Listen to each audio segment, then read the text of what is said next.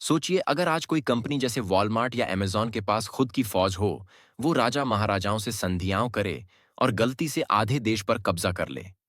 जब पुर्तगाली, डच और फ्रांसीसी भारत में पैर जमाने की कोशिश कर रहे थे, तो सिर्फ ईस्ट इंडिया कंपनी ने असल में कब्जा किया। तो आखिर कैसे एक प्राइवेट कंपनी मसाले बेचते बेचते करोड़ों लोगों पर हुकूमत करने लगी? चलते हैं 1600 के शुरुआती दौर में। भारत तब बहुत अमीर था और यूरोप की हर बड़ी ताकत को उसकी दौलत चाहिए थी। तो यूरोप से आईं व्यापारिक कंपनियां, पुर्तगाल की एस्टाडो डा इंडिया, डच की वीओसी, फ्रांस की कंपनी दे सींडेस और ब्रिटेन की ईस्ट इंडिया कंपनी। शुरुआत में सब बस मसाले और माल खरीदना चाहते थे, लेकिन समय के साथ ईस्ट इंडिया कंपनी ने खेल ही बदल दिया।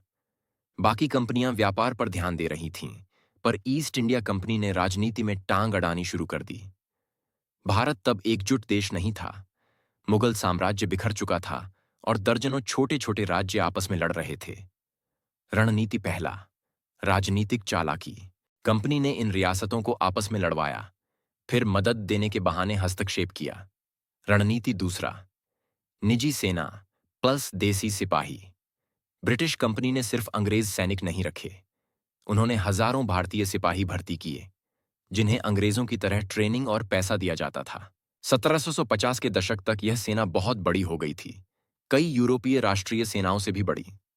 1757 में प्लासी की लड़ाई, फिर 1764 में बक्सर की लड़ाई, ये निर्णायक मोड़ थे। प्लासी के बाद उन्हें बंगाल मिल गया, सबसे अमीर इलाकों में से एक, और वहां से मिला टैक्स वसूलने का हक। रणनीति 3, आर्थिक कब्जा।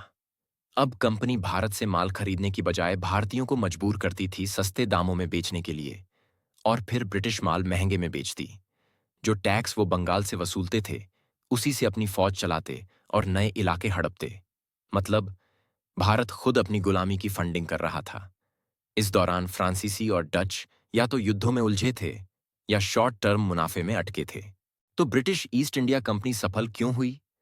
क्योंकि उन्होंने व्यापार, युद्ध, राजनीति और चालाकी का ऐसा तड़का लगाया कि बाकी कंपनियां देखती रह गईं, और उन्होंने भारत के बिखराव का फायदा उठाकर निजी सेना और कर संग्रह से एक देश पर राज कर लिया। तो सबक क्या है? जब कॉरपोरेट लालच, राजनीतिक चालबाजी और पॉलिटिक्स मिलती है, तो मसाले वाले व्यापारी साम्राज्य बना सकते हैं।